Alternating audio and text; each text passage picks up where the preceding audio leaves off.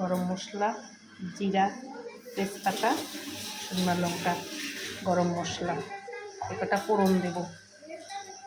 দই মাছ করব, তারপর কাতলা মাছ, নুন মেখে রেখে দিয়েছি, আধ ঘন্টা। তেল গরম হচ্ছে, হালকা আছে হবে।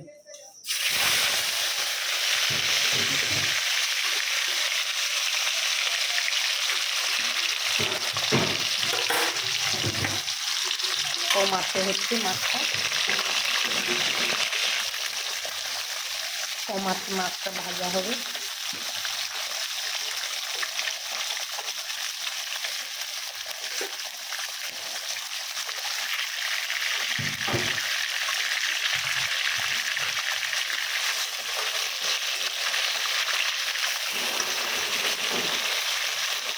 দই মাছটা উঠিয়ে দেবো, কেন মাছ কিন্তু বেশি কড়া ভাজবো না, তাহলে স্বাদ নষ্ট হয়ে যাবে।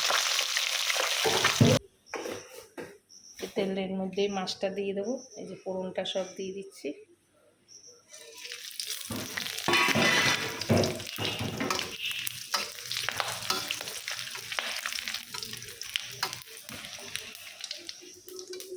পেঁয়াজটা বাটা পেঁয়াজ 3টা মতন দিচ্ছি। ওটা হয়ে গেছে।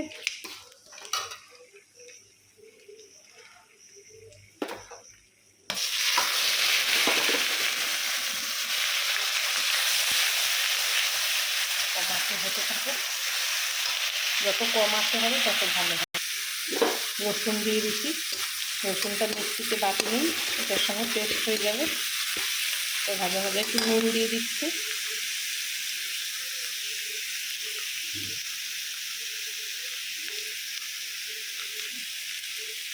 নুন দিয়ে দিলে সুবিধা, জিনিসটা ভালো ফ্রাই হবে।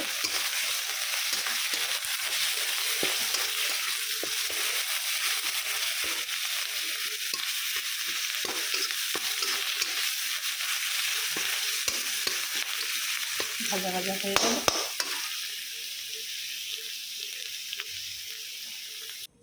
আদা, জিরা, কাঁচা লঙ্কা সব বাটা আছে, ধনে, এটা দিয়ে দিলাম।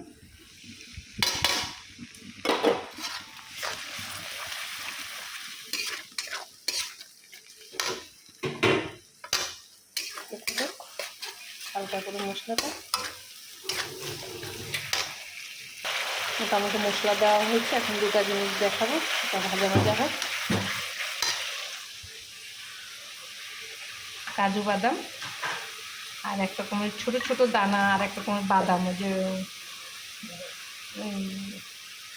কুমড়ার বীজের মতন, কুমড়ার দানার মতন এক রকম বাদাম আছে, সেই বাদাম, নামটা ঠিক উচ্চারণ করতে পারছি না। এই দুটা মিক্সড করে দেব দই মাছে। আর এটা ঘরে বানানো দই, গরুর দুধের, এই 100 গ্রামের মতন দই আছে এখানে। মশলাটা হয়ে গেছে, কাজু বাদামটা দিয়ে দেবো।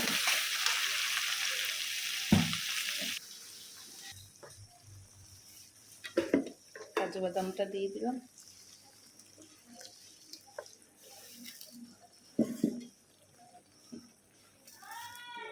চিনি দিলাম, এই মাছে চিনি না দিলে ভালো লাগবে না, চিনি আসল টেস্ট আসে। একটু লাল লঙ্কা, আমরা যেটা ঝাল খাই, একটু লাল লঙ্কার গুঁড়া দিলাম, কাশ্মীরি গুঁড়া নয়। আর একটু দাও, জল দেবো। মশলার তেল বেরিয়ে গেছে, মশলার তেল বেরিয়ে গেছে মানে জল দেবো।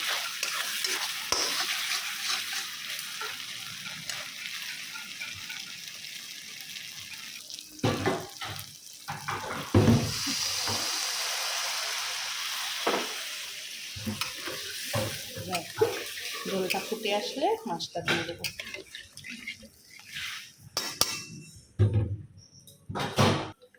মাছটা ভাজা হয়েছে, একটা করে দিয়ে দেবো। ঝোলটা ফুটতেছে।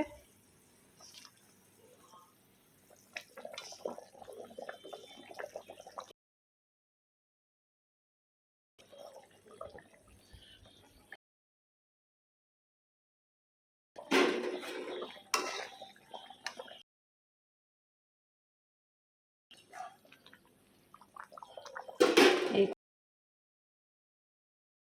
স্পেশাল। ছেলে কালকে বলছে মা আমি খাবো কাতলা মাছ করবা, দই কাতলা। আমি ঠিক আছে করে দেবো। ফুটতে থাকো, হালকা হালকা ফুটলে দই দিয়ে দেবো।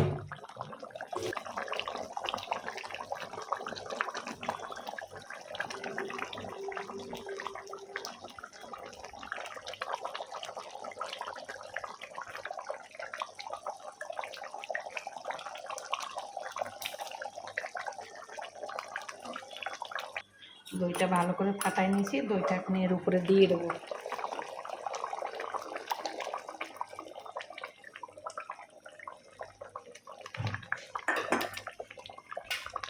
দইটা দিয়ে দিলাম।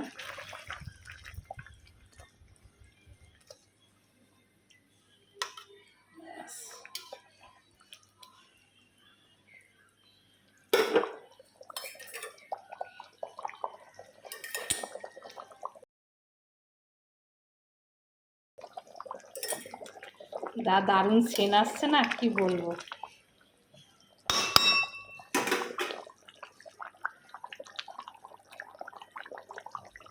হয়ে গেছে দই মাছ, কয়টা কাঁচা লঙ্কা দিলাম, দিয়ে নামাই দিলাম। হয়ে গেছে, নামিয়ে দিচ্ছি। কার কেরম হয় জানি না, আমি এইভাবে করি, আপনারা এরমভাবে করে খাবেন। হয়ে গেছে, নামিয়ে দিছি। কার কেরম লাগে জানি না, আমি এইভাবে করছি। দই কাতলা মাছ ঘি দিলে ভালো হতো, কিন্তু ঘি খাবে না ছেলে বলেছে, তাই ঘি দিইনি।